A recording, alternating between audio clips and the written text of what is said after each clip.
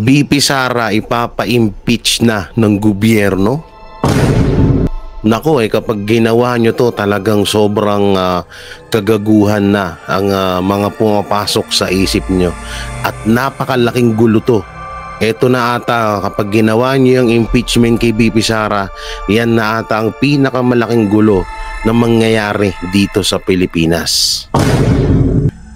INC gustong pabagsakin ng gobyerno.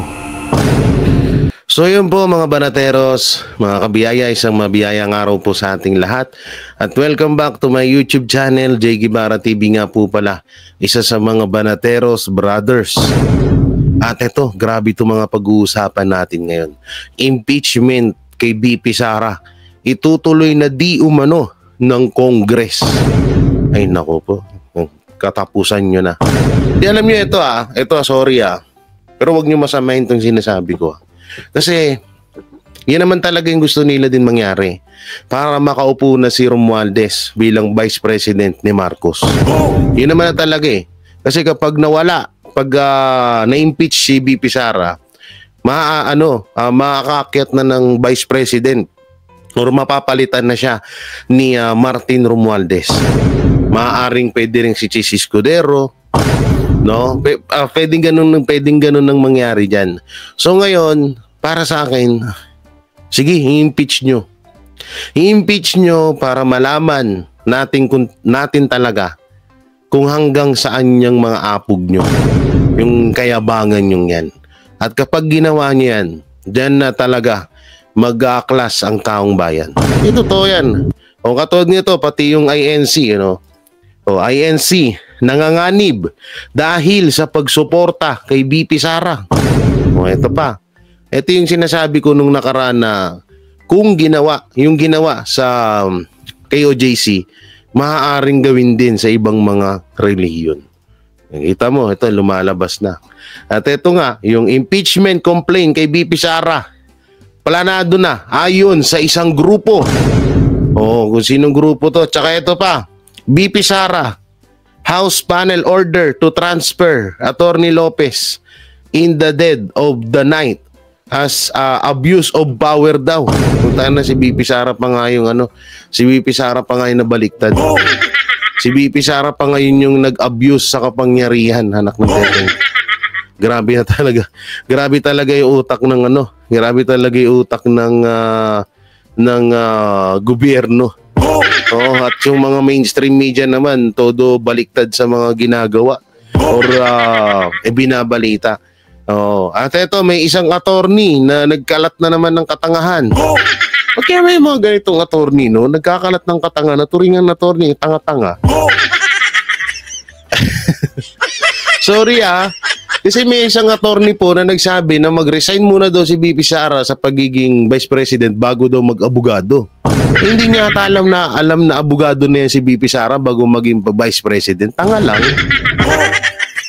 Nakakabuisit So syempre bago natin ito simulan, don't forget to like, share, comment, and subscribe sa ating YouTube channel. Pakipindot na lang din po yung bell button para lagi kayong updated sa ating mga video araw-araw. So eto, pag-usapan muna natin tong isang tangang attorney. Ewan ko kung anong kalasing katangahan nito. So ito yung so medyo English pala to. We are in daily doing to planning session last night to stay here until after the New Year. Alam nyo naman dito sa Congress, sila naman kasi nagsabing kung ilang araw, ilang buwan, the next planning namin is until after Congress adjourns, which is on the June,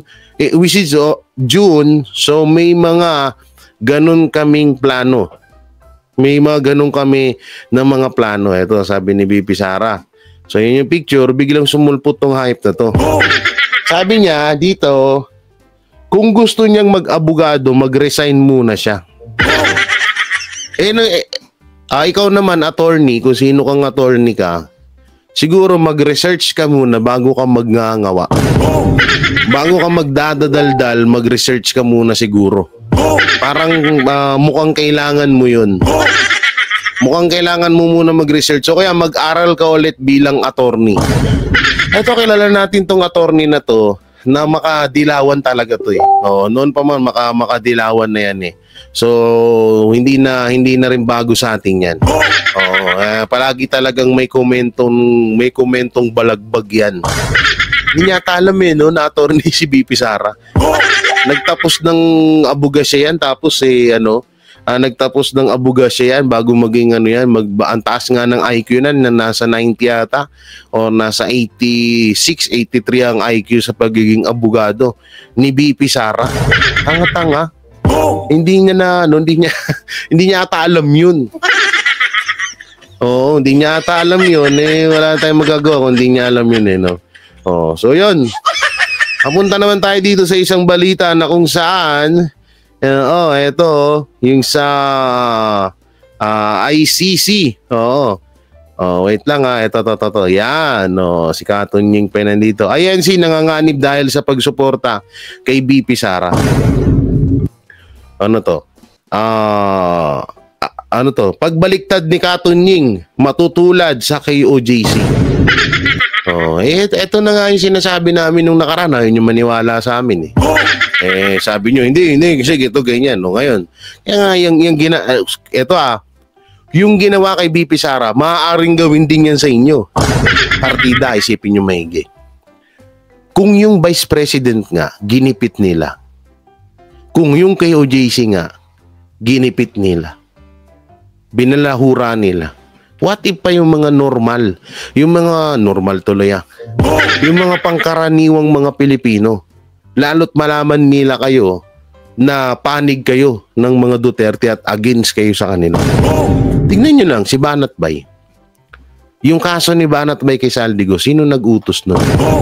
Hindi na ako magbabanggit pero tingnan nyo isang vlogger, hindi ko minamalit si Banatbay, mataas ang respeto ko dyan, pero isang vlogger, gigipitin ng gobyerno dahil kakampi siya ng mga Duterte.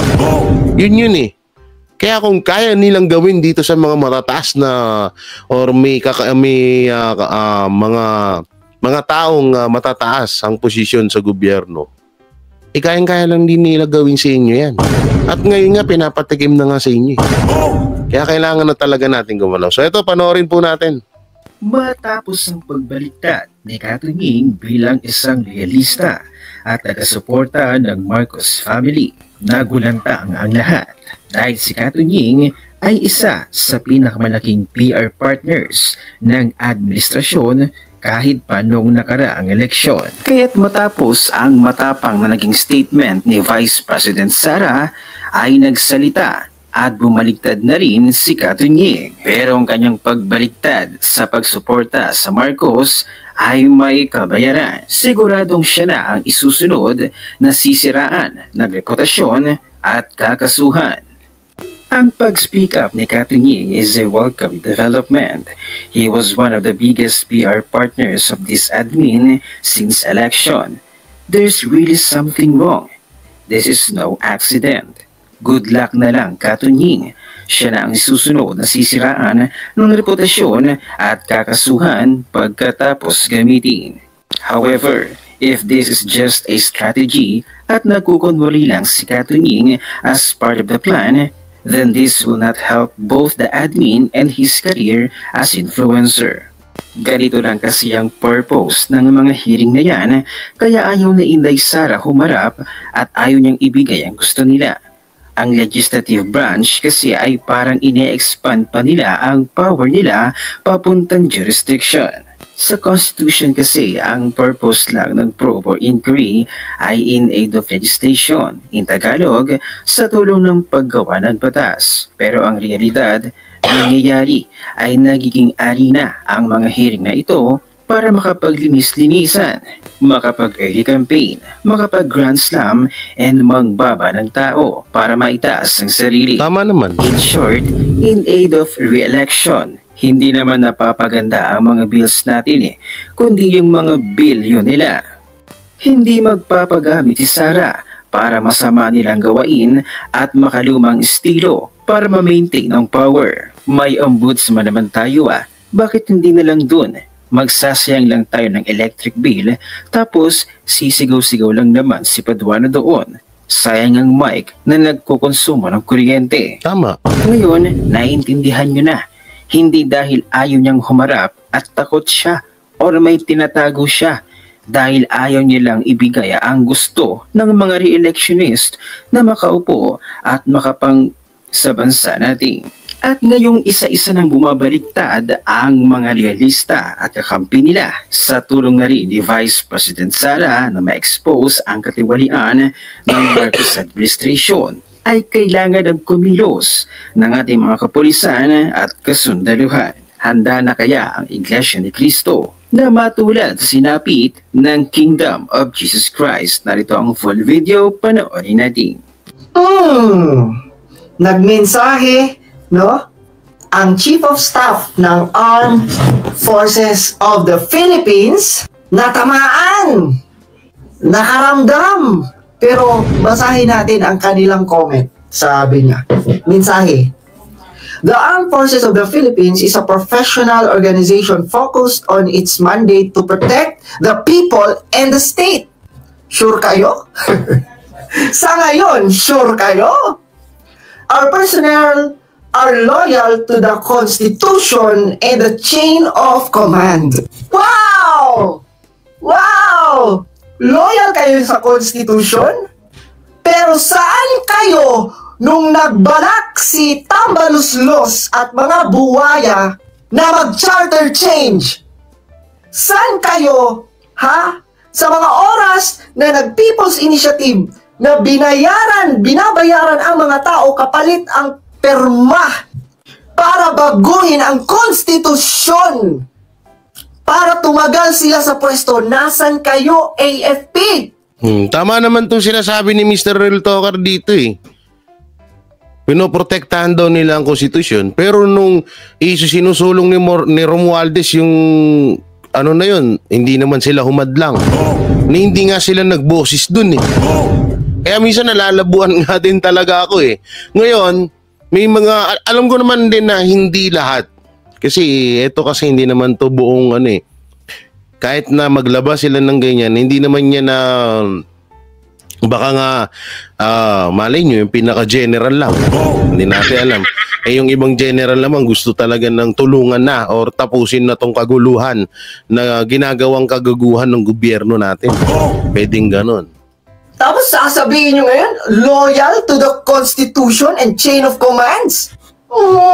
Diba? We are facing greater challenges that require the strength of a united country and armed forces. As a cornerstone of national stability, the AFP shall remain non-partisan. Sure kaya? With utmost respect for our democratic institutions and civilian authority. So ganito po, mawalang galang na po mga nasa AFP. Paano yun? Ano ang gagawin kung grabe na ang korupsyon?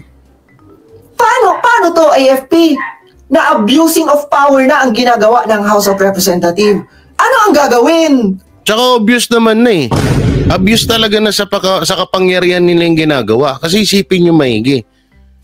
Anak ng dating, ang dami-daming problema sa bansa natin. Eh nakapokus lang sila sa paninira laban sa mga Duterte. At ito pa, konting kibot, may contempt agad. Na wala namang sapat na batayan para i-contempt yung tao. Ilan na ba nako-contempt ng hearing? Sige nga, ng Quadcom, ng House of Representatives. Ang dami na, di ba? Eh kung magkakaroon nga ng excuse me na, patigay ito lang. Kung magkakaroon ng tag dito ng record sa kasaysayan ng Pilipinas na pinakamaraming na contempt, eh mananalo tong panahon ng House of Representatives ngayon. Tama pa rin ba? Even our Vice President, wala silang respeto. Tama pa rin ba? We call for calm and resolve, and for everyone to hold on to our values of respect, nationalism that will guide us in these trying times.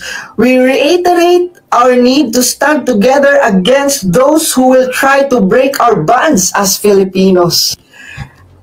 Galing sila, no? Malamang sa malamang tong si ano mukhang na ambunan din. Charot. Bulag ang AFP. Manhid ba kayo? Hindi ba kayo nakakakita sa mga nangyayari ngayon, AFP? Grabe, apakabulag. Sobra.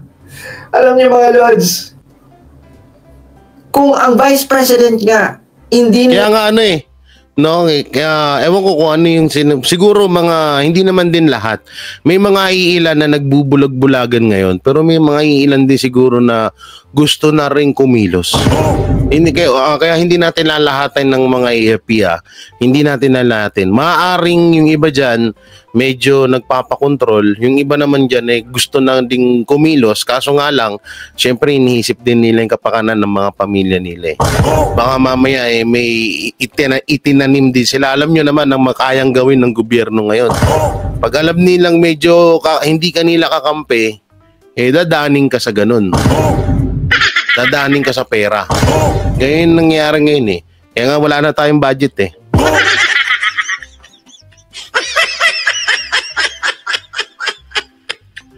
Andito rin pala yung andito rin pala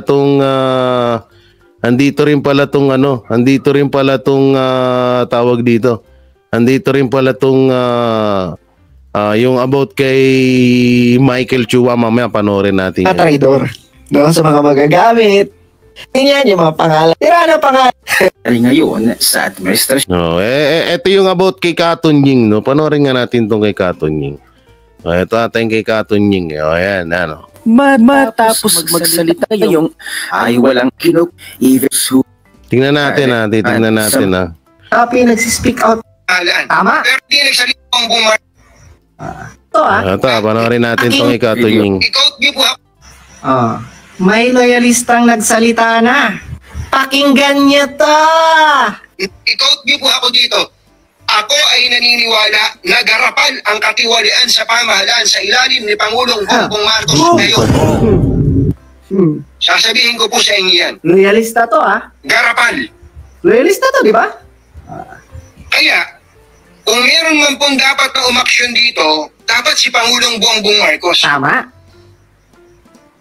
Si Pangulong Bongbong Marcos should act immediately. Tama. Ngayon na. Tama. Dapat magsalita si Pangulong Bongbong Marcos tungkol sa mga porsyento ng mga congressman, pati ng mga senador Tama. sa mga government projects. Tama. Lahat ng sinabi ni Katunying tama. Kaso, medyo tagilid ako dito. Maaring pwedeng palabas lang to ni Katunying. Maaring totoo din. Kasi hindi natin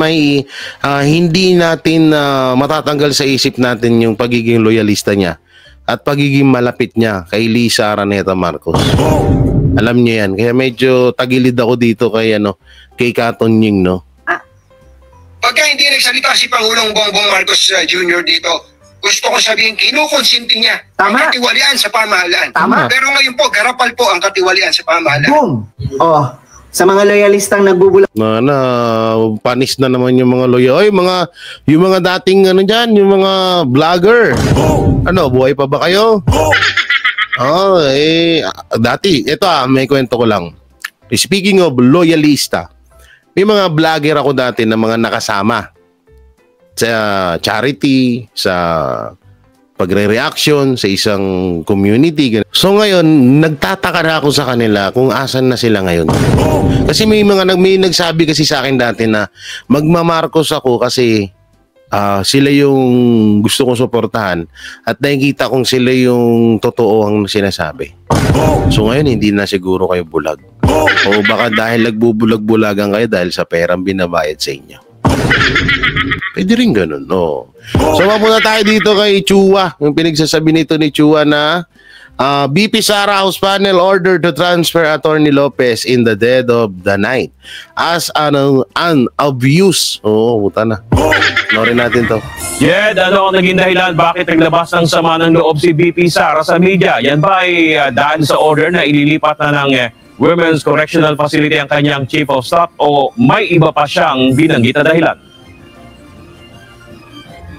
Oo, Bernard, sinabi kasi na pasado alas 12 or alas 11 kagabi, binasa itong order na ililipat na si Attorney Zuleika sa Women's Correctional Facility sa Mandaluyong City. Kaya ito yung ikinasama ng loob ni VP Sara dahil naging biglaan itong paglalabas ng order at this oras pa ng gabi inilabas ang nasabing order mula sa HOR.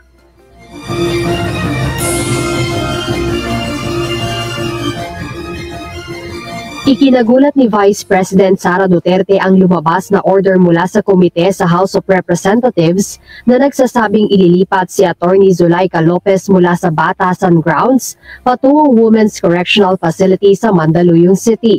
Ayon kay VP Duterte, wala namang pasok ang Kamara tuwing araw ng Biyernes, kaya ipinagtataka niya ang nasabing special meeting at paglabas ng order kahit 10 oras na ng gabi. Hinahanap ko kanina, sabi ko, where is this permission from the speaker? Na meron kayong committee hearing kanina in the dead of the night to give an order na i-commit doon sa correctional facility. Paliwanag pa ng pangalawang Pangulo na bago ang nasabing meeting kailangan muna nito ng pahintulot sa Majority Speaker at kay House Speaker Martin Romualdez. Wala naman aniyang nakalagay na pahintulot sa nasabing order, Tama. kaya hindi ito maikokonsiderang legal. And where is the rule that says kapag may violation sa detention facility ay ililipat sa correctional facility? Ano yun? You make rules as you go along? Di ba dapat sa demokrasya, there's a rule of law? Kung ano lang, whatever pleases the speaker? Sa hiwalay na panayam sa media kagabi, sinabi ni VP Sara na ayaw niyang muling aksayahin ang kanyang oras sa pagdalo sa mga hearing ng Kamara hinggil sa paggasto sa pondo ng kanyang tanggapan. Hindi, mag-ano talaga yan. Alam nyo, hindi talagang yung sinasabi nila na kahit ganito yung nangyayari, itutuloy nila. Itutuloy nila yan kasi ililihis na naman nila yan eh. Kaya nila itutuloy yung hearing sa Lunes dahil gusto nilang malihis na naman yung nung gagawa ng drama yung mga yan. Yan ang mga bihasa sa diversional tactic. May gagawin drama yung pustahan tayo kung anong drama ang gagawin nila para hindi mapansin ng taong bayan yung kaanuhan nila. Gusto nila ilihis yung kasi marunong na rin ng mga Pilipino ngayon. Hindi na basta-bastang naniniwala sa kanila. Kahit paani ang sinasabi ng ilang mambabatas na mas madaling matatapos ang pagdinig kung dadalo at sasagot siya sa kanilang mga katanungan. Noong inimbitahan nila kami, noong October 18 was it? Umupo ako doon. Nag-antay ako ng tanong, hindi sila kahit isa, walang congressman na nagtanong sa akin.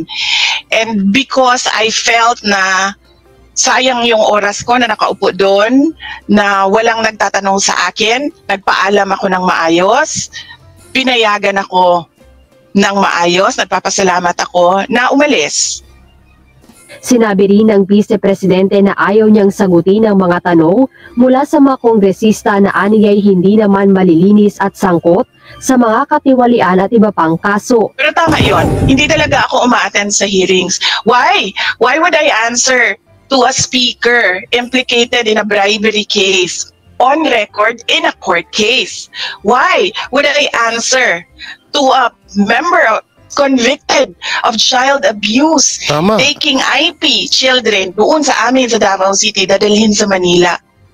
Diba? Why would I answer to a member of the House of Representatives na merong utang sa aking husband ng 9 million dahil sa isang case? So why would I answer to them? Why would I answer to a member of the House of Representatives na ang tatay niya mismo, na may screen cap ako, nagsasorry sa ginagawa ng anak niya?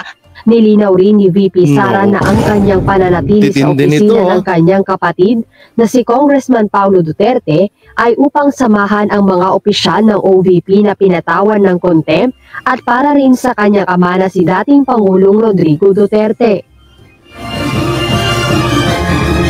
Bernard, ngayon nga kasama si VP Sara dito sa St. Luke's Hospital ni Attorney Lopez bilang wala rin kamag-anak na makakasama si Attorney Lopez nang dalhin nga siya kaninang madaling araw sa ospital. Pero ayon kay VP, hirap silang makausap si Atty. Lopez dahil nga siguro sa traumang natamo nito sa mga pangyayari. At sinabi rin ni VP na nakausap naman nila yung mga kamag-anak ni Atty. Lopez over the phone kanina.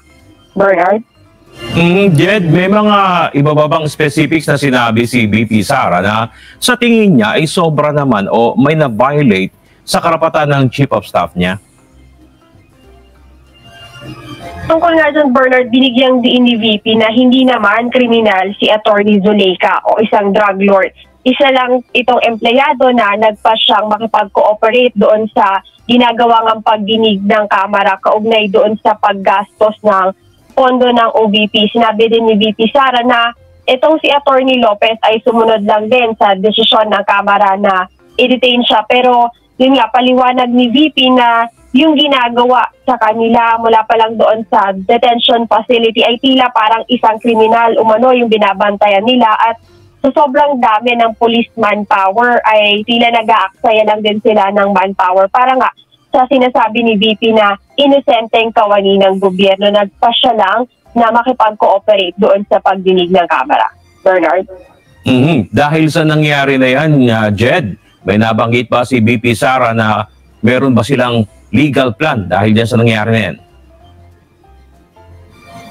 Sa katunayan, Bernard, wala pang malinaw na plano na banggit si Vice President Duterte kaugnay nga dun sa plano nilang legal doon sa nangyari dito kay Atty. Zuleika. Pero naniniwala si VP na hindi titigil yung mga panggigipit sa Office of the Vice President. Tsaka ito kasi, hindi naman na tama yung sinasabi ni VP Sara na ba't nyo inaano yung tao? Hindi naman yun, hindi naman kriminal yun.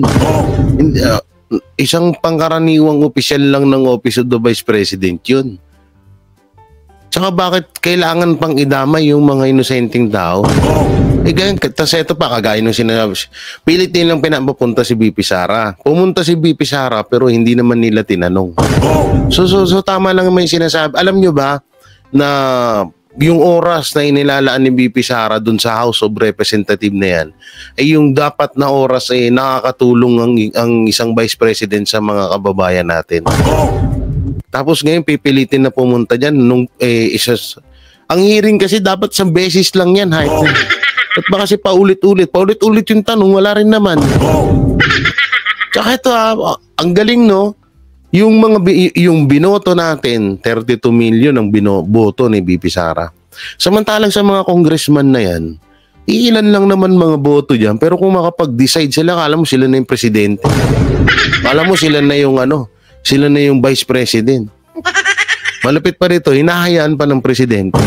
So kagustuhan niya rin din naman talaga. So yan, mapunta naman tayo dito sa sinasabing impeachment. Ito, impeachment complaint kay VP Sara Duterte. Planado na ayon sa isang grupo. So sino mga grupo to? Ito, panoorin natin. Muling umugong ang usapang pagpapatalsik kay Vice President Sara Duterte sa pwesto matapos sa mga umano'y pagbabanta niya kay Pangulong Marcos. Pwede rin daw madisbar ang pagbabanta bobo talaga. Bise dahil sa inasal nito. Nasa frontline ng balita niya, si Carrie Tator. Alam niyo, pinapanood ko lang itong balita pag nire-reactionan ko.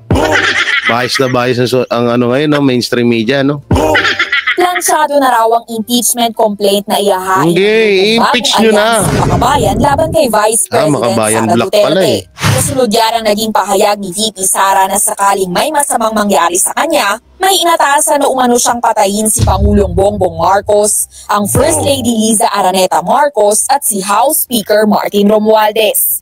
Dahil dyan, sinabi ni ACT Teachers Party List ngiwi pati si Castro, ito si convicted child abuser. Ngiwi na rin yung panga.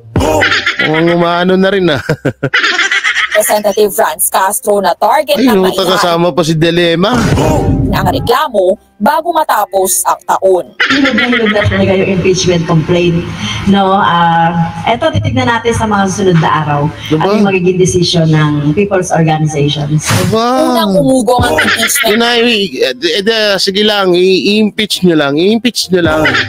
complaint laban kay VP Sara dahil sa hindi pa rin maipaliwanag na pagwawaldas ng milyon-milyon niyang confidential funds. Ngayon, mas lumakas pa ang panawagan dahil umano sa pagbabanta nito sa buhay ng Pangulo.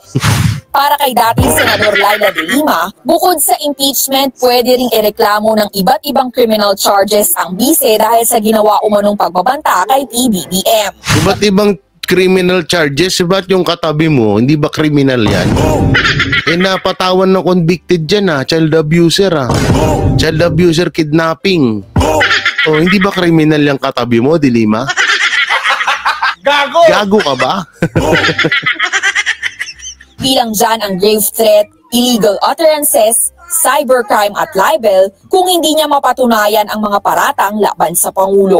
Threatening a sitting president is a serious matter. Wow. Hindi lang yan grave threat. Umiiko pa yung mic nyo, hayo.